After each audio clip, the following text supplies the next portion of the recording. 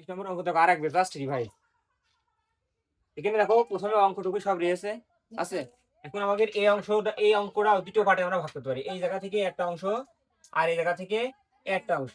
তাহলে এই জায়গা থেকে একটা অংশ দেখো আমাকে রয়েছে a square plus 2 plus b square, আমরা এটা ভেঙে নেবো। তাহলে কি পাচ্ছি, এই যে 4x স্কয়ার আছে এটা আমরা ভাঙলাম, 4 কে ভাঙলে 2 হয়, x স্কয়ার করতে x স্কয়ার প্লাস করতে প্লাস, এই যে 12 আছে না 12 কে আমরা ভাঙবো, সূত্রের 2 2 দুগুণে 4, এটা 2x তাই না, সূত্রের 2, আর এখানে আছে 9, 9 কে ভাঙলে হয় 3, তাহলে এখানে এখন দিলাম 3, তাহলে 3 3 দুগুণে 6, 6 দুগুণে কত হয় 12, আর এখানে x y দেখো x আছে, আর এখানে দেখো y, এই যে x এখানে x আর এখানে y দেখো এগুলোর y, তাহলে 12x y পেলাম, 12x y পাইছে।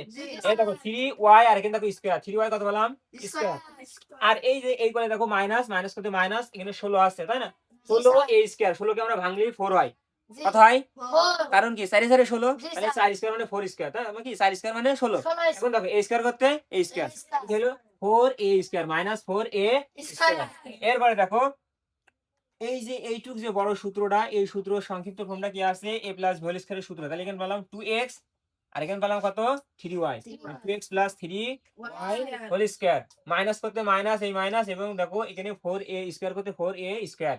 এবার আমার কাজ কি, এখন দেখো এই জায়গা আমার a square minus b square, a square plus b square সূত্র আমরা বসাই দিয়েছি, a plus b into a minus b, এই হচ্ছে আমাদের অঙ্ক, বুঝেছো?